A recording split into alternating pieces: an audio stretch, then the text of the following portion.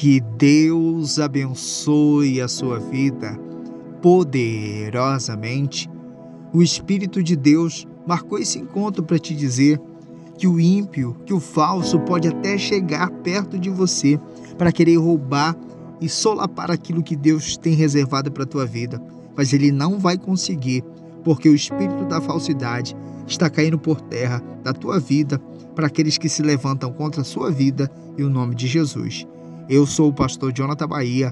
Estamos começando mais uma palavra de poder meditando, estudando no livro do Evangelho de Mateus, capítulo 13, do versículo ao 24 ao 30, que diz assim: E propôs outra parábola, dizendo: O reino dos céus é semelhante ao homem que semeia a boa semente no campo. Mas dormindo os homens, veio seu inimigo e semeou o joio no meio do trigo e retirou-se. Quando a erva cresceu e frutificou, apareceu também o joio, e os servos do pai da família, ainda a ter com ele, disseram: Senhor, não semeaste tu no campo boa semente? Por que tem então joio?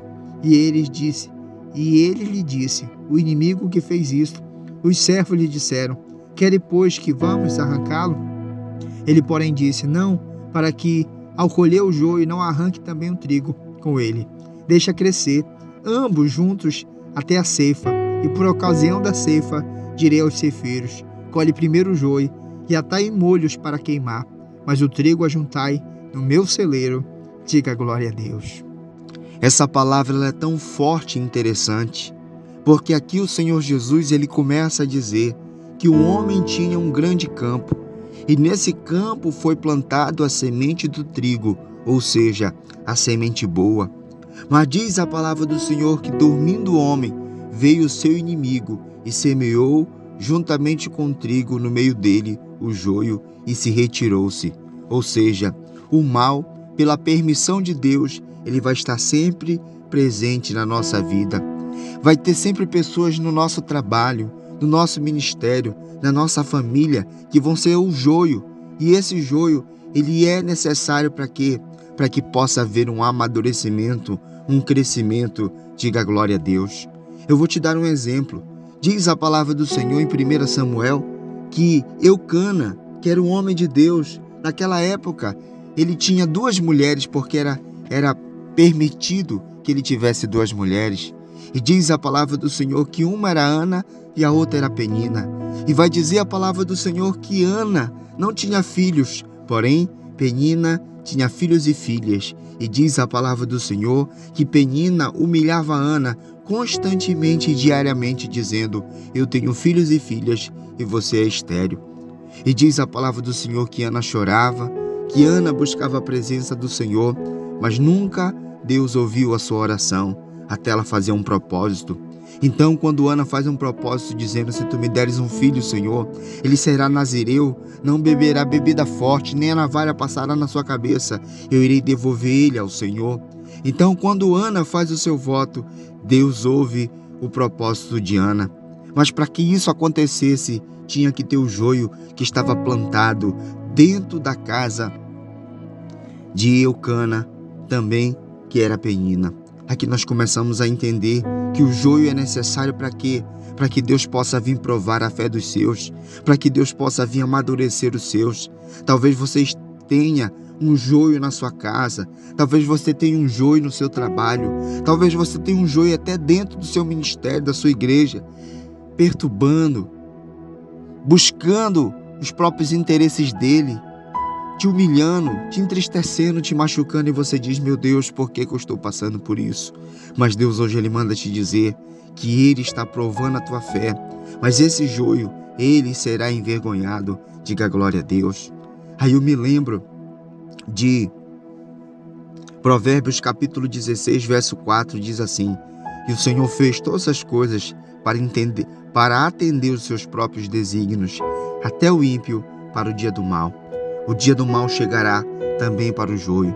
Então descansa o teu coração, suporta essa pressão, porque Deus ele irá te abençoar, irá mostrar para o joio que ele é contigo. E diz a palavra do Senhor que um dos servos do Senhor na parábola chega para ele e diz: Senhor, tu não semeaste no campo joio? E ele disse: Por que tem joio no meio da plantação? E ele disse: foi o inimigo que fez isso. E eles disseram: pois vamos lá arrancar. E ele, porém, disse: não, nós vamos arrancar, porque se vocês for arrancar agora, vocês podem também prejudicar o trigo. Deixa que eles cresçam ambos juntos, até que venha a ceifa. Por ocasião darei aos ceifeiros uma ordem, dizer: colhei o joio e atai em molhos para queimar, mas o trigo ajuntai no meu celeiro para ser guardado. Diga glória a Deus. Ou seja, no momento certo, Deus ele vai fazer com que o joio seja arrancado. No momento certo, Deus irá fazer com que esse joio seja queimado, envergonhado, ele possa ser afastado. Mas enquanto isso não acontece, continua firme, continua buscando a presença do Senhor, que o joio não irá permanecer diante do Senhor e também aonde Ele colocou você para testar. Diga glória a Deus. Provérbios capítulo de número 2, verso de número 22 diz: mas os ímpios serão arrancados e os alaivosos serão exterminados. Crê nessa palavra. Salmo capítulo 1, verso 4, ele diz: os ímpios não são assim, são como a moinha que o vento espalha. Por isso os ímpios não subsistirão no juízo, e nem os pecadores na congregação dos justos. Porque o Senhor conhece o caminho do justo, porém o caminho do ímpio perecerá. Então continua na tua fé em obediência, porque o caminho do ímpio, do joio, daquele que perturba, daquele que se levanta contra a tua vida, ele irá perecer. Então nessa fé nós iremos orar ao Senhor, pedir para que Ele no tempo certo faça justiça contra o joio e assim nos faça justiça na nossa causa. Senhor nosso Deus e nosso Pai, nós entramos, Pai, em oração, porque aqui nós entendemos que o Senhor é soberano e está no controle até do joio, Pai, que perturba, que se levanta contra a nossa vida. Pai, no momento certo o Senhor irá arrancar, pois a Tua palavra nos diz, Pai, que o ímpio não permanecerá na congregação do justo. A Tua palavra nos diz que os ímpios serão desarraigados, arrancados da terra. Então faz, meu Deus, o Teu querer, faz, meu Deus, o Teu agir. E esse ímpio, Pai, esse joio travestido de parente, esse joio travestido de ovelha, esse joio travestido de companheiro de trabalho, que ele possa ser arrancado no Teu tempo e que o Senhor possa vir fazer justiça, Pai, na nossa causa. Eu abençoo, Pai, esse lar, essa família, e profetizo saúde, bênção, paz, e profetizo um tempo, Pai, de paz nessa vida, pois o ímpio vai cumprir o seu propósito e a paz vai reinar sobre essa igreja, sobre esse lar, sobre essa família, sobre tudo aquilo, meu Deus e meu Pai, que é do meu irmão, em nome de Jesus. Eu sou o pastor Jonathan Bahia, essa foi a nossa palavra de poder. Você gostou, se sentiu abençoado? Deixe seu like, deixe seu comentário. Se você está recebendo o link, compartilhe com 10 pessoas. Se você está recebendo o áudio, compartilhe e nos ajude a evangelizar. Amém?